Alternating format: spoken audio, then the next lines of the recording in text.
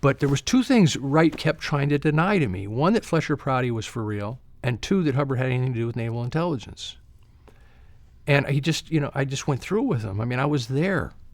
This was not something the church dreamed up or anybody in the church came up with. Fletcher Prouty blew us all away with his whole analysis, number one. And number two, on this, he kept saying, well, the records don't show that. And I said, Larry, what did you do with your records? He said, I made a request and I got all the records from the Naval Center in Missouri. And I said, and that was it? And he said, I said, you didn't do any follow-up? I said, Larry, listen, man, I've been involved in, while I was in the church, the prosecution of thousands of FOI requests. And I know you'd never find anything even resembling the truth unless you persist. And we had to persist for decades through litigation, to get to find the truth about the substance of documents. The government would fight hammer and tongs. I said, and I even went, I said, if you've seen documents, I think I even showed him some because I had some that from some archive.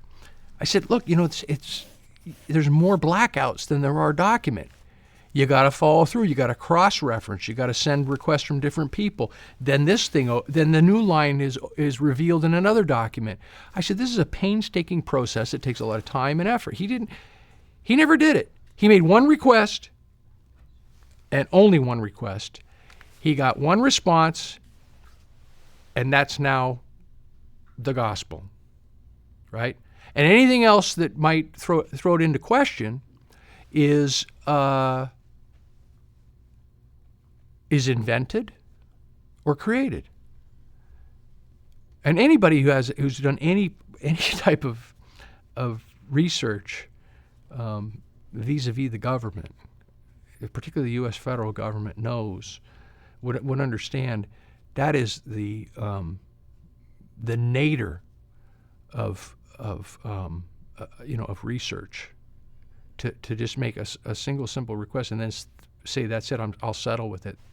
How many people do you think that I know, having been in Scientology for 27 years and been associated with Scientologists, anti-Scientologists, squirrel Scientologists, whatever, for another 10 years? How many people do you think I know who got into Scientology because they had heard the legend of the heroic Navy officer who had been blinded and crippled in the war, who had healed himself through dynamics techniques? Do you know how many people I know? 0. Okay? None of his sources. He tells these stories which conflict about how they got and why they got into Scientology, and nobody, okay? So why are we even having this discussion? And the reason I bring this up is I did have this discussion with Lawrence Wright, okay? I had the discussion about you have to judge somebody by their work, not by their personality. But the whole thing is about this. The whole book's about we got to destroy his personality because, after all, that's the only reason why anybody ever follows the subject.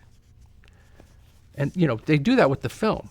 He starts the film out, and Alex Gibney out of nowhere says, in order to understand Scientology, you have to understand the character and history of its founder. No, you don't. The guy wrote 55 million words, okay? The work is there. You can examine the work. You don't need to know it. You get what I'm saying? Anyway, I bring this up here because this whole Navy thing is a straw man. And he just, again, makes this thing. Some people. What people? I'm unaware of any.